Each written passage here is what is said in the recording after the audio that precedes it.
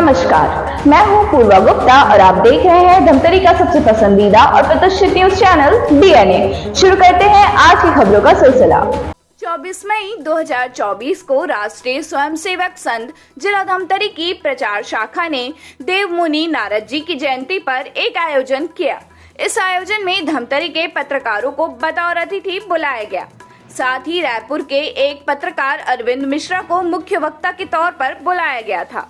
साथ ही साथ देवभोग के प्रसिद्ध युवा कवि भी इस समारोह में शामिल हुए। देवमुनि को देवताओं का पत्रकार कहा जाता है और देवमुनि नारद जी की जयंती में पत्रकारों को बुलाकर मौजूदा समय की पत्रकारिता और उसके स्तर पर खुलकर चर्चा हुई। सभी वक्ताओं ने अपने अपने विचार रखे। खास तौर पर पत्रकारिता के गिरते स्तर पर कई पत्रकारों ने चिंता जताई, तो कई पत्रकारों ने आधुनिक तकनीक और तेज सूचना क्रांति के साथ मीडिया से तालमेल पर अपनी बात रखी। सभी ने इस आयोजन के लिए आरएसएस के प्रचार शाखा को बधाई दी। वालों को बिस्तर नहीं मिला, बारिश में क्षति तो मिला लेकिन मकान नहीं मिला। हमारी नज़र वहाँ तक जाती है जो शोषित है, जो पीड़ित है। और दुर्भाग्यजनक बात मुझे ये भी कहना पड़ रहा है कि आज अगर हम शोषण के खिलाफ लिखते हैं, शोषण के खिलाफ हम कलम चलाते हैं, लेकिन सबसे ज़्यादा शोषित हम ही समाज में, हमारे ऊपर किसी की नज़र नहीं जाती। मुझे विडम्बना के साथ ये कहना पड़ रहा है कि कोरोना काल में हमारी सैलरी आधी हो गई। कुछ तो ऐसे पत्रकार थे जो केवल विज्ञापन के बोझ से जिनका घर चलता था, लेकिन किसी भी जनप्रतिनिधि, कोई भी समाज सेवी ये पूछने नहीं आया कि पत्रकारों के घर का हाल क्या है। इससे बड़ी विडम्बना मैं और कभी नहीं देखा। इतने साल में भी 25-30 सालों की पत्रकारिता लगी है, तो पत्रकारिता आज जो है स्थानीय स्तर से उठकर वैश्विक स्तर पर फैलने लगा है। तो अगर उसका कार्य क्षेत्र बड़ा हो रहा है तो उसके साथ साथ चुनौतियाँ रूप से हमारे सामने आ रही है। पत्रकारिता के मानदंडों को उसके आदर्शों को स्थापित करने की जवाबदारी भी हमारी है। अगर हम इस जवाबदारी को बखूबी नहीं निभाएंगे तो हो सकता है आने वाली पीढ़ी इस लाइन से हटने लगे या पत्रकारिता लाइन को ही ना अपनाए आने वाली पीढ़ी। अगर हमको आने वाली पीढ़ी को जागरूक करना है तो आज हमको मापदंडों को और आदर्शों को स्थापित करने की जरूरत है। मैं एक दो पंक्तियों पे पत्रकारिता को मैं आपको रेखांकित करूँगा। पत्रकार एक्चुअल में क्या होता है, देखिए 2 रंग में आपको बता रहा हूँ। न रास्तों ने साथ दिया, न मंजिल ने इंतजार किया। न रास्तों ने साथ दिया, न मंजिल ने इंतजार किया। मैं क्या लिखूँ अपनी ज़िंदगी पर, मैं क्या लिखूँ अपनी ज़िंदगी पर। मेरे साथ तो उम्मीदों में भी मजाक किया, मेरे साथ तो उम्मीदों में नहीं मजाक किया। ये आज हमारे पत्रकारिता का दशा और दिशा है। ये तो हमें सुधारने की ज़रूरत है, आने वाली पीढ़ी को जागरूक करने की ज़रूरत है। और आज हमारे जो पीढ़ पत्रकार हैं उनको यह भी समझने की ज़रूरत है कि हम विवाद में ना पड़े और संवाद स्थापित करें। क्योंकि कई बार क्या होता है कि एक कल्पना काल्पनिक चित्र हमारे सामने उपस्थित हो जाती है। मैं आपको एक घटना भी जोड़ना चाहता हूँ, फिर आप देखेगा कि पत्रकार उपस्थित सभी साथियों, सबसे पहले तो मैं आरएसएस के इस प्रचार विंग को बहुत बहुत धन्यवाद दूंगा कि लगातार वो इसी बहाने नारद मुनि की जयंती के बहाने पत्रकारों को यथोचित सम्मान देते हैं और मिलने का एक अवसर देते हैं। जैसे कि हमारे पूर्व वक्ताओं ने आज की जयंती के संदर्भ में प्रकाश डाला, बहुत अच्छी बातें बताया उन्होंने। मैं सिर्फ ये कहना चाहूँगा कि पहले की पत्रकारिता या नारद जी की पत्रकारिता और आज की पत्रकारिता में बहुत अंतर आ गया है। लोगों की सोच में, नज़रिए में, पत्रकारों के देखने में, उनके भाव में बहुत ज़्यादा अंतर आ गया। एक वक्त था जब पत्रकार की सभी बातों को आम जनता जो है, मतदाता है, जो है, जो पाठक है, वो एक सच्ची लेखनी के रूप में स्वीकार करते थे। आज की तारीख में पत्रकारों के बीच में एक दुविधा है कि जब वो पक्ष में लिखते हैं तो लोगों का कहना ये हो जाता है कि कहीं कहीं ये ऑर्गेनाइज है, और जब विपक्ष में लिखते हैं तो कहीं कहीं ये बोला जाता है ये दुराग्रह से लिख रहा है। तो आज पत्रकार लिखे क्या है, ये सबसे बड़ी बात हो गई है। और लोगों का नजरिया, जैसे कि दीप शर्मा जी ने बताया, मैं भी आपको एक उदाहरण बता दूँ। देखना चाहता है वो उसी मानसिकता के तहत एक विचार बनाता है। मैं ज़्यादा नहीं बोलूँगा क्योंकि संक्षिप्त उद्बोधन की बात कही गई है और हम सब सुनने के लिए लालायित है। दीपक भैया को, दीपक नाकोटिया जी को, हमारे अग्रज मार्गदर्शक को मैं इतना कहना चाहूँगा कि इस टाइप के आयोजन भविष्य में भी होते रहे और जो दूसरी संस्थाएँ हैं वो भी इस टाइप का आयोजन करें। पत्रकारों को सिर्फ राजनीतिक आयोजन या संगठनात्मक आयोजन में नहीं, इस टाइप के पत्रकारों के भी आयोजन में खुद शरीक हों।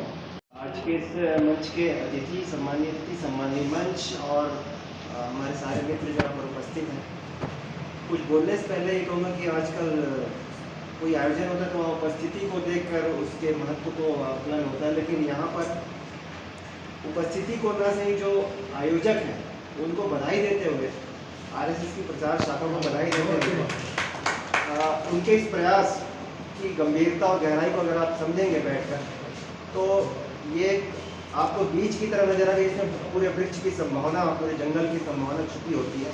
ये एक प्रयास मैं उसको मानता हूँ, इसकी शुरुआत उसको मानता हूँ। आज के पत्रकारिता को लेकर मैं कहूँगा कि मैं नकारात्मकताएं बहुत सारी हैं, लेकिन मैं थोड़ा उल्टा सोचता हूँ इसको। मैं बहुत ऑप्टिमिस्टिक हूँ, आशावादी हूँ, और मैं अगर अगले 25 साल को मैं देखूँ तो ये सोशल मीडिया है, या जैसे बोलते हैं कि कोई भी पत्रकार बन जा रहा है, मेरे को लगता है उन्हीं में से कोई बड़ा टल बिहार निकल सकता है। सबके लिए रास्ते खुल गए हैं, सोशल मीडिया के आने से, स्मार्टफोन के आने से, सस्ता डाटा आने से, व्हाट्सएप, फेसबुक, वो कहीं ना कहीं वहाँ जर्नलिज्म होती रहती है। अगर आप गौर करके उनको पढ़ेंगे तो खबरें आती रहती हैं, खबरों जैसे लोग वैसे उनकी लेखनी होती है, लेकिन उनमें बहुत सारे लोग ऐसे रहते हैं जो अच्छी चीज़ों को भी लेके आते हैं। और हम जो प्रोफेशनली मीडिया में घोषित रूप से पत्रकार हैं, आज तो 80% कंटेंट हमको वहीं से मिल के आ रहा है। तो सोशल मीडिया और इस तरह के जो पत्रकार हैं वो आज की ज़मीनी हकीकत है, उनको आप खराब कह सकते हैं, अच्छा कह सकते हैं, इग्नोर नहीं कर सकते। वो हैं तो हैं और आगे भी रहेंगे मुझे लगता है। और आने वाले समय में हम इलेक्ट्रॉनिक मीडिया पर कैमरे लेके, आईडी लेके, बैग लेके, मतलब 5 किलो का लगेज लेके चलते थे। आज की डेट में ये जो रहता है 200 ग्राम का सामान, इसमें पूरा खेल हो जाता है। तो ये टेक्नोलॉजी का अपग्रेडेशन है, उसी के हिसाब से दुनिया बदल रही है और दुनिया के हिसाब से लोगों की मानसिकता, सोच समझ, दृष्टिकोण, चीज़ें बदल रही हैं। अभी क्योंकि संक्रांति पीरियड है तो ऐसा लग रहा है कि पुरानी चीज़ें नई चीज़ें मिक्स हो रही, तो कुछ आशंकाएं और डर है। पुराने स्थापितों को नए लोगों से डर लगता है, पुराने बुजुर्ग नेताओं को युवा नेताओं से डर लगता है कि मेरी जगह में, मेरे को लगता है उस तरह का पीरियड चल रहा है। तो इसको लेकर लेकिन मैं ऑप्टिमिस्टिक हूँ, क्योंकि बरगद ही है, बरगद जैसे वृक्ष के ही जो उम्र है वो 200 साल होती है। बाकी घास कुछ तो गर्मी बरसात में जल खत्म हो जाते हैं। तो जो श्रेष्ठ रहेगा, जो स्ट्रॉन्गेस्ट विल सर्वाइव, जो अंग्रेजी का कथन है, तो इसमें से भी वही आगे स्थापित होगा जिसके अंदर गुण, क्वालिटी होगी, एक आशावादिता होगी, और कहीं ना कहीं वो हमारे देश के, हमारे राष्ट्र के पक्ष में स्थिति आके बनेगी। जो पूरे विश्व में सबसे छोटा समाज के रूप में जाना जा सकता है, सबसे शिक्षित समाज के रूप में जाना जा सकता है, जिन्होंने सृष्टि को गढ़ने का काम भी किया, जिन्होंने समाज को जागृत करने का भी काम किया, जिसको संविधान के चतुर्थ स्तंभ के रूप में जाना जाता है, ऐसे समाज के लिए एक बार जोरदार तालियां।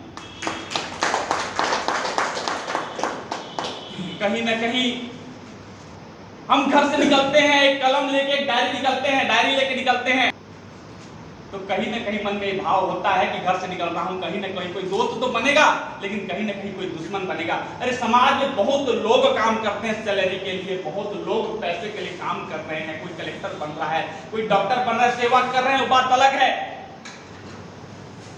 पर एक ऐसा समाज जो निस्वार्थ भाव से घर से, उसको कोई सैलरी नहीं, उसको किसी प्रकार से आय का कारण नहीं, परंतु मन में एक भाव, ये भाव भी रहता है कि आज घर से निकल रहा हूं तो कोई ना कोई दुश्मन बनेगा। हम घर से निकलते हैं तो ये भाव रहता है कोई ना किसी के विषय में गलत छाप सकते हैं, किसी न किसी के विषय में सही छाप सकते हैं, मन में ये भाव रहता है। फिर भी एक उत्साह के साथ, एक हौसले के साथ जब हम घर से निकलते हैं तो हम भारत माता की जय नहीं, भारत माता की जय करने लगते हैं। ये भाव है हमारे अंदर। तब एक पंक्ति कहता चाहता हूं कि दिल की जरूरत जहान को होती है, तारों की जरूरत आसमान को होती है, हमारी तमन्ना है कि सलामत रहे आप सभी पत्रकार बंधु, क्योंकि अच्छे लोग जो पूरे विश्व में सबसे छोटा समाज के रूप में जाना जा सकता है, सबसे शिक्षित समाज के रूप में जाना जा सकता है, जिन्होंने सृष्टि को गढ़ने का काम भी किया, जिन्होंने समाज को जागृत करने का भी काम किया, जिसको संविधान के चतुर्थ स्तंभ के रूप में जाना जाता है, ऐसे समाज के लिए एक बार जोरदार तालियां। कहीं ना कहीं हम घर से निकलते हैं, एक कलम लेके, एक डायरी निकलते हैं, तो कहीं ना कहीं मन में भाव होता है कि घर से निकल रहा हूं, कहीं ना कहीं कोई दोस्त तो बनेगा, लेकिन कहीं ना कहीं कोई दुश्मन बनेगा। अरे समाज में बहुत लोग काम करते हैं सैलरी के लिए, बहुत लोग पैसे के लिए काम कर रहे हैं, कोई कलेक्टर बन रहा है, कोई डॉक्टर बन रहा है, सेवा कर रहे हैं, वो बात अलग है। पर एक ऐसा समाज निस्वार्थ भाव से घर से, उसको कोई सैलरी नहीं, उसको किसी प्रकार से आय का कारण नहीं, परंतु मन में एक भाव, ये भाव भी रहता है कि आज घर से निकल रहा हूं तो कोई ना कोई दुश्मन बनेगा।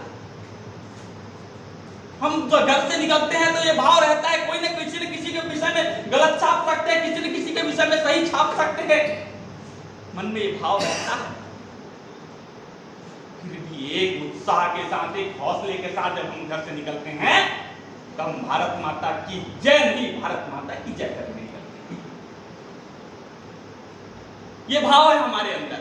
तब एक पंक्ति कहता चाहता हूं कि दिल की जरूरत जहान को होती है, तारों की जरूरत आसमान को होती है, हमारी तमन्ना है कि सलामत रहे आप सभी पत्रकार बंधु, क्योंकि अच्छे लोग प्रसंग है कि रामायण जो कि दुनिया का सबसे बड़ा महाकाव्य कहा जाता है, उसकी रचना महर्षि वाल्मीकि ने की, तो उसके पीछे प्रेरणा स्रोत बने महर्षि देवर्षि नारद। उन्होंने उनको बताया कि ब्रह्मा ने इस कार्य के लिए आपको अधिकृत किया है, आपको चयन किया है। और यही नहीं, इतना बताने के अलावा भी उन्होंने प्रेरित किया महर्षि वाल्मीकि को कि आप रामायण की रचना करेंगे तो उसमें जो पात्र होगा उसके लिए आपको क्या मानक स्थापित करना चाहिए। तो ऐसे ही हम जब पत्रकार, देखिए, अधिकारियों के पास जाते हैं या समाज के किसी वर्ग के पास जाते हैं अपने समाचार के लिए, तो वो सिर्फ उसकी भूमिका उस समाचार को एकत्र करने की नहीं होती, उसके अगल बगल जितने पहलू होते हैं कि उसमें यदि कोई गलत हुआ है तो उसको वो रेखांकित करता है और उसके समाधान का भी मार्ग बताता है। तो यह भूमिका जिस दिन पत्रकार समझने लग गए तो समझिए कि हम सब, जैसा कि भाई साहब ने कहा भी कि यहाँ पर सभी देव मुनि नारद हैं, तो इस भूमिका को हमको समाधान परक भूमिका को अपने खोजना होगा और उसे हमें याद करके उसे हम लागू करना होगा। दूसरी, राष्ट्रीय स्वयंसेवक संघ के प्रचार विभाग की ओर से हम लोगों को दिया गया है कि हम आपस में एकत्रित हों और जो दूसरों को आईना दिखाने का काम करते हैं, स्वयं अपने आप को एक बार क्या और हम क्या प्रस्तुत करने जा रहे हैं, हम क्या प्रस्तुत करते हैं और उसका प्रभाव क्या पड़ता है, इसका आकलन बहुत ज़्यादा आवश्यक है। आदमी लिखता है बहुत लंबा चौड़ा,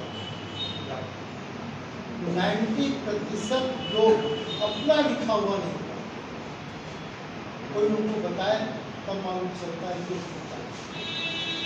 लेकिन ये पंक्ति पढ़ने के बाद उसका जो असर होगा, क्या पड़ेगा, अपने को एक बार जो है स्वयं को जरूर देख लेना चाहिए कि हमने क्या लिखा है।